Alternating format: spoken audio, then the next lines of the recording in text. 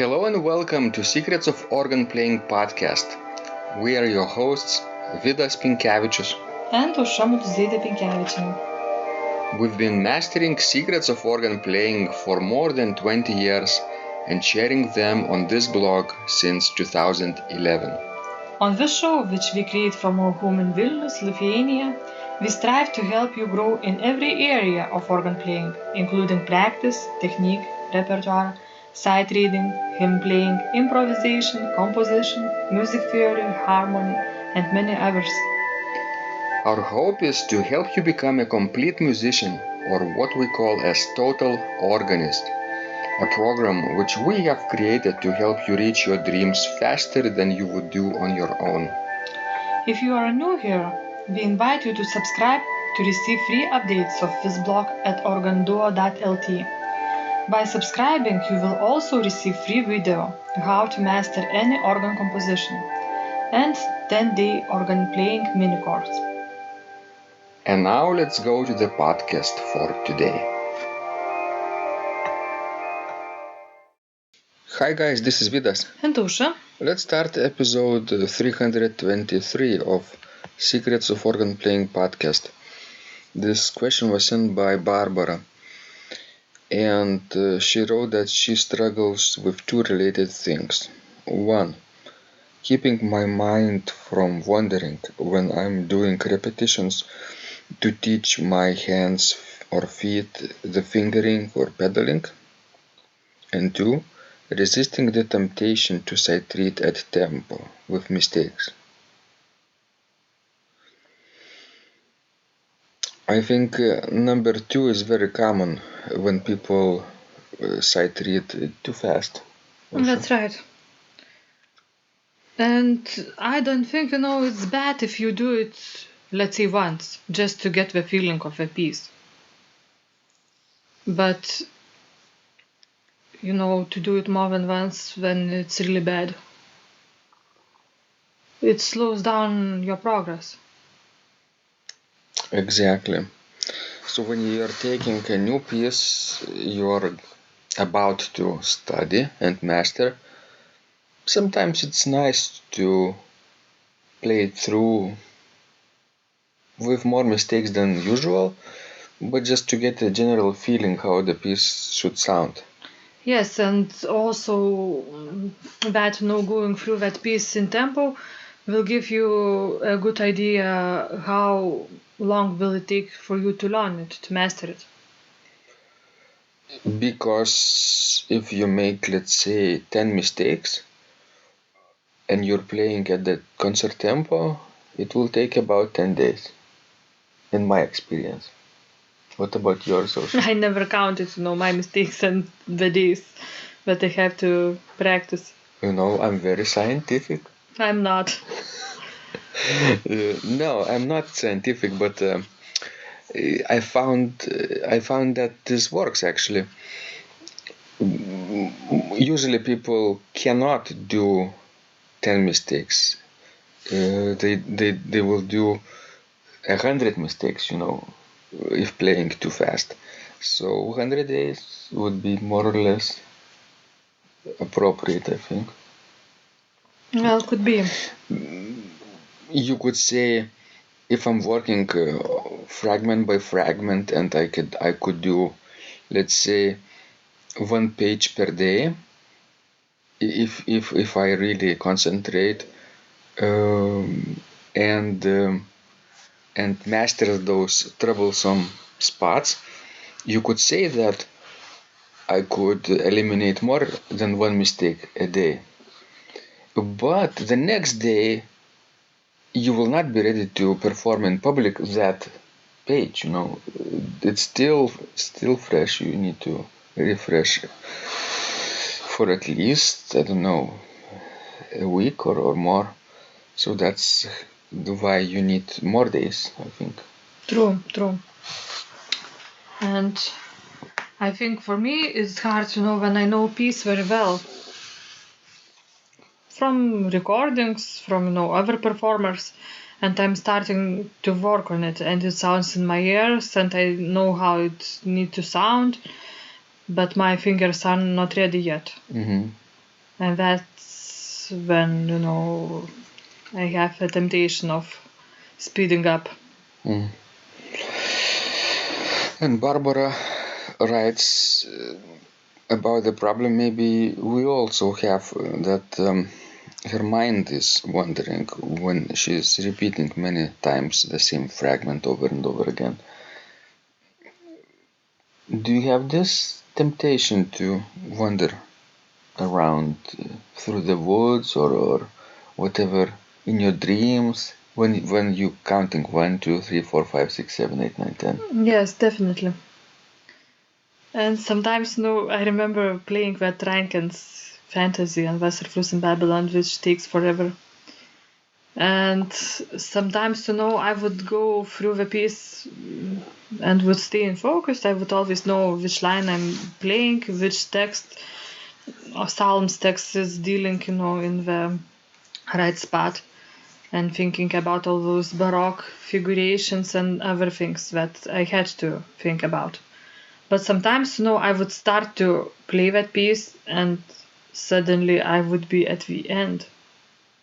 And I would even didn't imagine how things went through.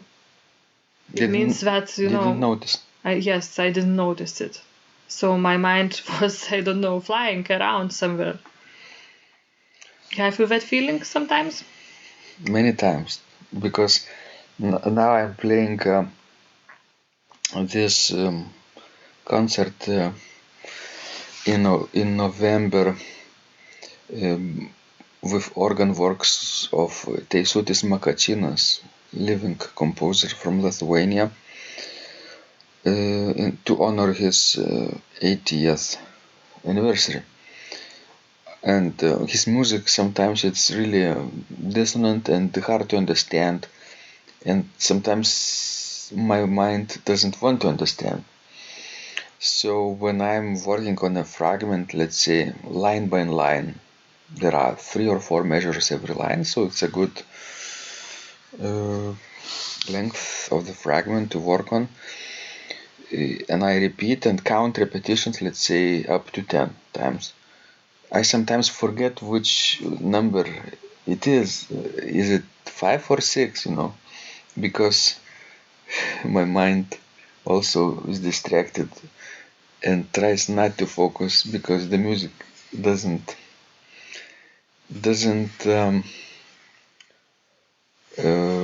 necessarily sound nice. It's not a nice music, not a sweet music. Maybe it will sound nice at a concert, but it will not sound sweet for sure. Yes. And I wonder why when I'm playing, with absent mind, I never make mistakes. Maybe that's not the absent mind. Maybe you got carried away into the Rheinkenland. I don't know, but somehow. Maybe you're experiencing the sense of flow, which is completely different from what we are talking about. Maybe you are in the zone, like deep focused. When kids are playing or drawing, they forget the sense of time around them. They could they play with one flower for hours, for example. Maybe that's how you are doing. Well, who knows? The human mind is endless abyss. Who said that? Raymond Haig. And who was Raymond Haig? He was a director of the School of Music at Lincoln, Nebraska, University of Nebraska in Lincoln. But actually, he was the head of music department before we went to study there. But we met him once, and he was a very nice man. And I think that's what he told after grading students for like half a day, reading their, essays. Human mind is an endless abyss. That's right. Oh, I see. Nice. I think people don't have to be too harsh on themselves. when they lose focus or they're making mistakes or playing too fast. I mean, just go back to the original intent gently and keep playing. It's like in meditation, probably. If anyone tried to meditate and try to focus your mind on the breathing and sit, I don't know, for 2 minutes or 10 minutes, how long you want. Anybody who tried to do this would probably discover right away that your mind is all over the place about things that went in the past, about the things that might happen in the future, but never in the present moment. And if we are, frustrated with this, if we are angry with ourselves at our current condition, then we get even more distracted actually from the current moment. The same might be with organ playing. We just need to gently remind ourselves what's our intent with each repetition and go back to the practice. I think this kind of work takes all your life. To improve yourself, your mental skills. That's right. I think maybe only experienced monks at the Buddhism monastery have already managed this skill, because it's really hard to master, to be at the right moment, at the right time. I think everybody should find the joy in the process of practicing, not necessarily looking at ourselves, at our shortcomings, right? What we cannot do, but rather what we are practicing, what we could do, what we can do better than yesterday, for example, better than last week or better than last month. Right? And then this is, I think, hopeful, not only helpful, but hopeful. Right, Osha? That's right. Okay, let's wish Barbara and others to have fun with practice. And please, guys, continue sending to us your questions. We love helping you grow. And remember, when you practice, miracles happen. This blog is supported by Total Organist, the most comprehensive organ training program online, where you will find courses for every area of organ playing, including technique, practice, sight reading, repertoire playing, hymn playing, improvisation, composition, music theory and harmony, with hundreds of scores and thousands of exercises. Here is what some of the students are saying. Hugh writes, "The sight reading course has helped me tremendously. Thank you very much for your essays, courses, and all your help." Robert writes, I found the fingerings, registration ideas, and general comments to be excellent. John writes, "I have found your download very helpful. It was really excellent. I have watched some of your teaching videos, and when I read your instructions, I tried to imagine you were teaching me. You may feel disappointed that I am 2-3 days behind, but I am a slow learner, and I have committed to taking the time to get it right, as you say. But the other night my wife commented that she had never heard me play such a detailed melody in the left hand so well. My left hand is generally poor." Robert writes, It has been a great pleasure in my life of having discovered your courses and material as well as the YouTube work of recordings. You have a calm and pleasant way of teaching. Ron writes, "Hi Vidas and Osha, thank you guys. What a wonderful response to my email note to you. You've got me right, and I feel you understand my level of playing. Yes, at home, and lucky that I have an organ for that reason. I am paying attention to this, and I am going to try this haha no longer secret model. Yes, and I love Cesar Frank too. What is very nice about your blog podcast is that Osha and Vidas are like a Socratic dialogue, and by bouncing things off of each other, so much more information comes out and is expressed. Your comments contain a wealth of information and understanding. I really appreciate this. It is very inspiring and will keep us moving forward. Would you like to receive the same or even better results that our students are getting? If so, join them at organduo.lt/total-organist. And of course, you will get the first month free too. You can cancel anytime. Also, if you haven't yet subscribed to receive free updates of this blog, make sure you do that at organduo.lt.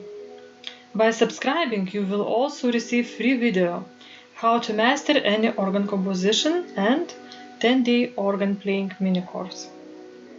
This was Vidas. And Osha from Secrets of Organ Playing. And remember, when you practice, Miracles happen.